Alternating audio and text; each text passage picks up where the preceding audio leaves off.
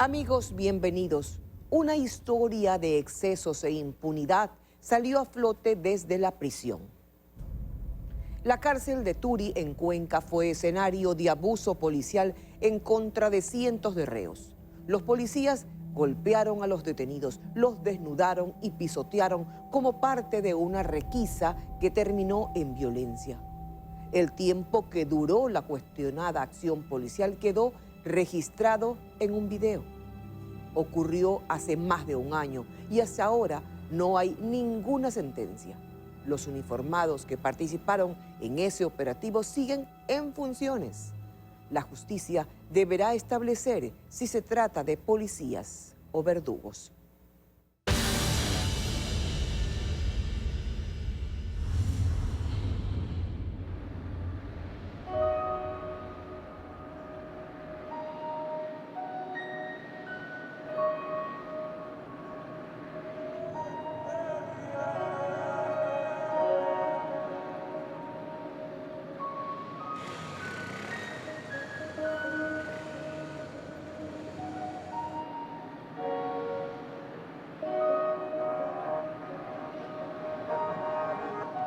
Si uno la mira desde fuera, apenas puede imaginar lo que se vive en el interior. Es un edificio enorme, impenetrable, inexpugnable. Es lógico, es una cárcel, una de las más nuevas, de las más modernas en el país. Lo que se cambió fue estructuras, lo que se cambió fue edificios. Lo que ya no hay en la cárcel se podría decir es hacinamiento, pero el trato a los internos todavía deja mucho que desear. Él es uno de los que conoce la cárcel de Turi por dentro. Su nombre es Leonardo Peña Herrera. Hoy es pastor de la Iglesia Bautista Renacer en Cristo, pero hace un año estaba preso. Por eso recuerda lo que pasó el 31 de mayo del 2016. Y de lo primero que se acuerda es de que la rutina se rompió abruptamente. Los gritos de la gente que la policía estaba en la parte posterior del pabellón, ¿sí? En la puerta de ingreso. Al pasillo, porque mi celda era una de las últimas, observo que la policía, a lo que va ingresando, inmediatamente va subiendo y a todo interno que salía de su celda lo empezaban a golpear. Las imágenes que están viendo son reales. Son grabadas por las cámaras de seguridad de la cárcel de Turi ese martes 31 de mayo del 2016. Se hicieron públicas poco después de ocurridos los hechos y muestran varias escenas de esa mañana, como esta, por ejemplo, donde se ve a varios reos acostados boca abajo en el piso mientras los policías caminan sobre ellos. Se paraban sobre las uniones del pie y la pierna, sobre sus rodillas, presionándolos contra el cemento. Les pisaban la cabeza, con el tolete los golpeaban, se puede ver en los videos. Para ellos no fue nada. Incluso sé que en una de las audiencias la parte de la defensa de la policía o del Ministerio del Interior había dicho un poquito de gas. Por eso se quejan, es bueno para la gripe. Hay más videos de esa mañana con escenas similares. En este se ve cómo los reos, nuevamente acostados boca abajo, son llamados uno por uno, obligados a desnudarse y a saltar frente a los policías y a sus compañeros.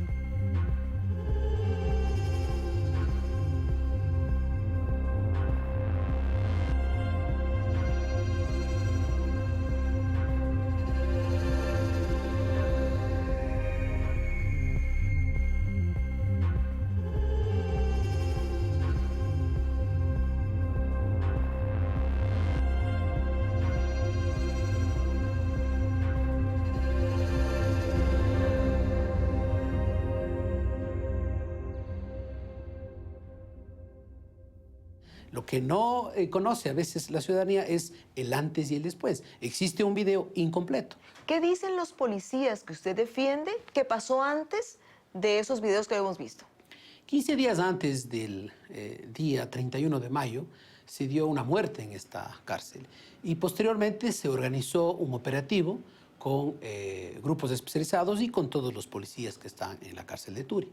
El día 31, una vez que se contó con la autorización del director de la cárcel, lo que se hizo es estratégicamente llegar hasta el pabellón indicado y proceder a realizar. Las personas, los PPL, procedieron a quemar colchones, procedieron a provocar. Ellos ya sabían que iba a haber este operativo. Cuando él dice los PPL se refiere a los presos. PPL significa personas privadas de la libertad y forma parte de una terminología impulsada desde el gobierno para evitar las palabras ofensivas o denigrantes. Así que él, Óscar Zúñiga, abogado defensor de varios de los policías que participaron en este operativo, dice que fueron los PPL los que comenzaron con la violencia. Es por ello que los miembros de la policía tuvieron que neutralizar. Estaban más o menos 300 personas contra 50, 60 policías. La gran pregunta es, ¿qué hubiera ocurrido si no se les neutralizaba? Y, más bien, los policías eran sometidos por los 300 PPL. Ahora, pero los videos que se han hecho públicos ya están neutralizados.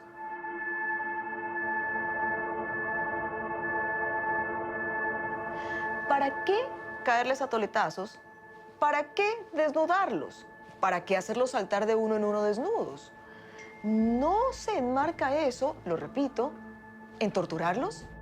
De ninguna manera, porque la tortura es cuando se inflige un grave dolor y sufrimiento, cuando no se tiene una razón. El objetivo y la misión de los policías era neutralizarlos y los videos no tienen audio. En ese momento, cuando estaban neutralizados, los señores PPL que estaban acostados estaban insultando a los policías.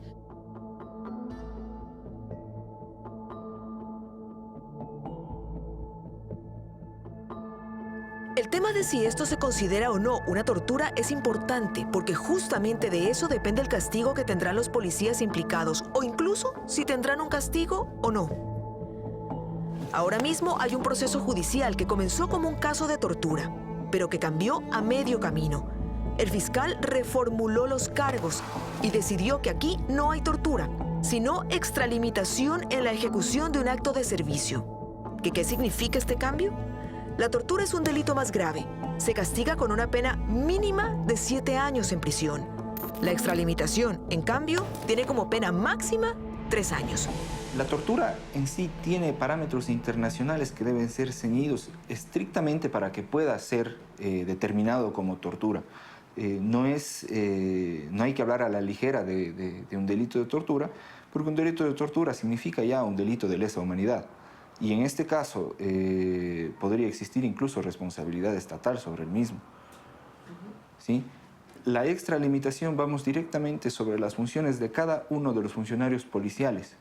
Cada uno de ellos, si es que él decidió no hacer un uso progresivo de la fuerza, pues tiene que responder sobre esos actos. Yo creo que en el caso es bastante lamentable. ¿Por qué? Porque un caso de tortura en el Ecuador, un caso grave, puede quedar en la impunidad. David Ayala también es abogado y ejerce como defensor público. Él cuestiona la decisión del fiscal de reformular cargos, sobre todo porque la base para esa reformulación fue un peritaje médico que afirma que las lesiones que sufrieron los detenidos no son tan graves y que ninguno tuvo una incapacidad mayor a 5 días. La tortura, de acuerdo al Código Orgánico Integral Penal, no solo implica un grave sufrimiento que una persona agreda a otro y que de esa agresión ella tenga el resultado unas lesiones físicas, sino que también implica una grave afectación a la psiquis de la persona. Nosotros creemos firmemente que fue un acto de tortura que sufrieron las personas privadas de libertad el día 31 de mayo del año 2016 en la cárcel de Turi. Ahora bien, existe, creo yo, de parte de la Fiscalía, un desconocimiento, se podría decir, en cuanto a las figuras jurídicas. Sobre todo, creo que se debe, en este tipo de casos de violaciones de derechos humanos, tener alguna especialidad o, sobre todo, tratar el caso específicamente de acuerdo a los criterios en cuanto a derechos humanos. ¿De qué estamos hablando si somos seres humanos igual a ellos? Esta es una de las personas que fue afectada, en la cual en la cual tiene un pulmón afectado, donde se dan cuenta los barrotazos que pegaron los policías, diciendo que si quieren pongan denuncia, que ellos nadie le va a decir nada porque la luz verde viene del señor director. Bueno, continúa otro afectado, en la cual aquí está otro compañero de nosotros. Se dan cuenta, me entienden, que tiene rasgos diferentes.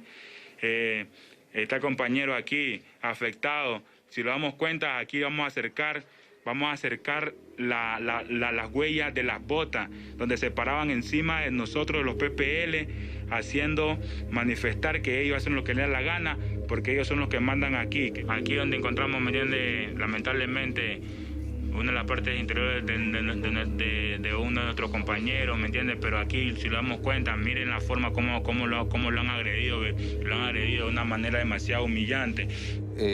Bueno, yo en realidad no sé sobre los videos. Yo analicé los informes que se les hicieron a esas personas. Wilson Campoverde es el médico legista que hizo el peritaje y el que determinó que las lesiones de los detenidos no ameritaban una incapacidad grave. Él no revisó a los pacientes. Lo que hizo fue analizar los expedientes que los médicos de la Fiscalía hicieron luego de los incidentes en la cárcel. Los tiempos de lesiones, de incapacidad dado por esas lesiones eran totalmente fuera de lugar.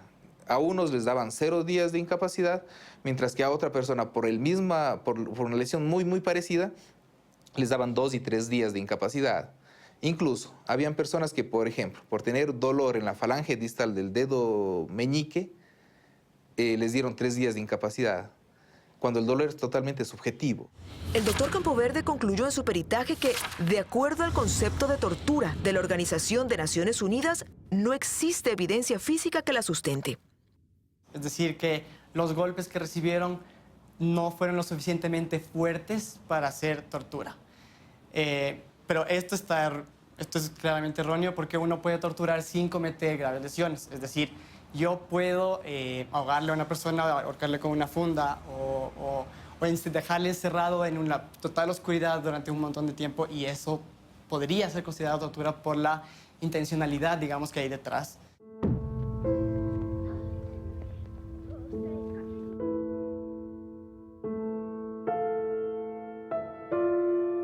No podían levantarse, al otro día igual no podían salir de la celda, estaban muy mal. Ese día, Edwin Cabascango estaba ahí, en la cárcel de Turi, purgando su condena. Su testimonio recuerda que estos hechos que se ven en los videos deberían ir acompañados de voces, de sonidos, porque dice que si ese audio estuviera disponible, serviría para que los espectadores completen la idea de lo que ocurrió. Somos escoria para ellos, decían. Decían que nosotros no tenemos derecho a la vida, que nosotros para ellos, o sea, éramos lo peor. Entonces decían muchas cosas decían eso y seguían golpeando. Sus palabras literales eran: esta es la presentación del nuevo grupo Humo de la policía. Así es como los vamos a tratar a ustedes. Si se portan bien, si se portan mal, les va a ir peor. Cuando el proceso por tortura comenzó, los acusados eran 49. Hace un par de semanas, el fiscal tomó una nueva decisión. Emitió un dictamen abstentivo a favor de 34 de los implicados, lo que quiere decir que se abstuvo de acusarlos. En pocas palabras, de esos 49 acusados iniciales, hoy quedan 15. Aunque él dice que a lo mejor, al final, no queda ninguno. Si un policía estaba parado igual que el otro, ¿por qué al uno emite dictamen abstentivo y por qué al otro emite un dictamen acusatorio? Probablemente porque uno pegó el toletazo y el otro solo miró, ¿podría ser? Bueno, si bien se peca por acción o omisión, pero lo grave es de que aquí nadie identifica al miembro policial. Por lo tanto, si no le identifica quién dio el toletazo, quién le dijo que se desnudara, ¿cómo podríamos acusarle a una persona sin la identificación? Y resulta que tuvo razón. El jueves 10 de agosto, un juez decidió sobreseer a estos 15 acusados que quedaban. Dicho más directamente, para la justicia nadie debe pagar por esto. Un desenlace que los denunciantes presintieron desde el principio. Yo les dije, probablemente no encontremos el respaldo ni se castigue, pero sí vamos a crear un precedente. ¿Sí? algo que diga, esto no puede pasar. Definitivamente, el precedente se ha sentado. No necesariamente el precedente que ellos esperaban, sino uno distinto. Uno que habla de golpes y humillaciones grabadas en video. Uno que dice que acciones como estas pueden ser cometidas y que la justicia ecuatoriana no encontrará responsables. Uno que habla de impunidad.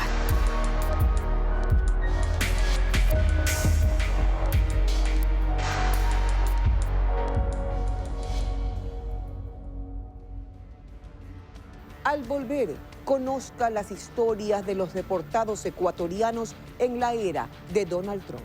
Esto es Ecuavisa y su Visión 360, sello de calidad informativa.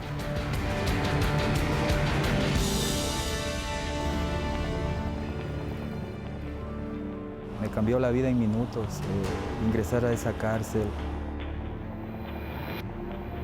Fuimos el conglomerado más saludable de la Revolución Ciudadana. Estamos muriéndonos de hambre, literalmente.